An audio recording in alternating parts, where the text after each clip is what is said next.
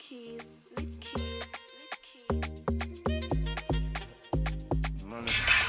Good morning, Ma. You are welcome to Shalom TV program this morning. We're happy to have you. Can you please introduce yourself and the post you're aspiring for? My name is AKINRIN DAMILOLA, popularly known as Ifemi, and I'm aspiring for the post of NAS president. Wow, that's a good one. You are welcome to Shalom TV once again. Today we'll be asking some questions. These are questions that we Funabites would love you to answer. Firstly, I will start by saying, what do you understand by being a leader? Actually, being a leader is not something that you should actually need a big dictionary to check or know what it is all about. It's something passionate. It's something of humanity. When you are compassionate, when you are passionate about something, when you try to put people first, when you're trying to be selfless, when you're trying to do things for others, even when it feels like it's not convenient for you, but that passion that you want to do it, that passion that you want to keep going, I think that is what being a leader is. When you're passionate about it.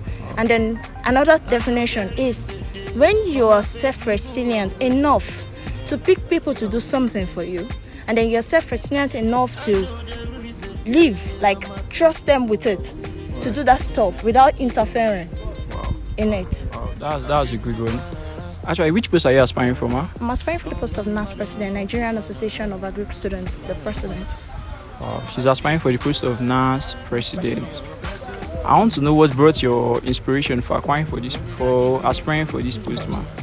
Actually, it's not much. NAS has actually been my point of interest from my 100 level. I've been at NAS since my 100 level. Ever since I became the HOC of my department, I developed this interest to serve people. I developed this interest to set some legacies. Because when I was coming to school, my mom said something. She said, I don't want you to come home with a first class for me. Even if it is 2-2, you can come home with.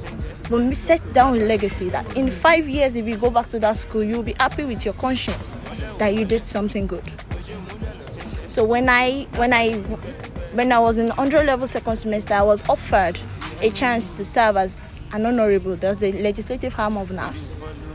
I took it and I say that I did well. I returned to the house again. I served at that same NRC where I became a committee chairman. So I was able to handle, I was in charge of the NAS and award dinner for 2019-2020 academic section. So since then, I've always been interested in NAS. Okay, I've been privileged to see 4 administration of NAS. And I still see that they're still in the same cycle. And we need to break out of that cycle for us to make a way forward. We need to build that cordial relationship that our students need between the executives and the school management. Be that bridge for them. Be the voice. This is the biggest association on campus. We need to set some things right. There are some things that needs to be done. We need to work hand in hand with the SCG so as to make that tenure a bit easy, even if not totally easy, because it's not easy. If only we want to deceive ourselves that being a leader is simple. It's not a bed of roses. You'll be under pressure. Tend to be hungry. Sure. There will be a lot of things, but you just have to be self-resilient and be able to calm yourself. Delegate duties to people that you can trust. Then you can now relax and then check what they can bring for you. Form a team of people that can work for you, that can help you do things. You don't necessarily need to do it yourself. So wow, that's mind-blowing, Ma. That's mind-blowing. Lastly, I would love to ask, how do you create awareness? How do you bring people to your side? Actually, most of the people that are working there with me, I can say I'm lucky to have them. You're lucky. Because the reason why I can say that is because I didn't literally need to call people that come and do something for me. You know, when you call people that come and do something for me, there will be a time you call them and they'll be like, I don't have time. But when people have that passion that I want to be with this lady, wow, I want to help her in achieving her dreams. So when I told my friends, my people that I want to be aspiring for the post of NAS president, they were like, wow, really? Let's do it. And that's why I have people around, because they believe in that capacity.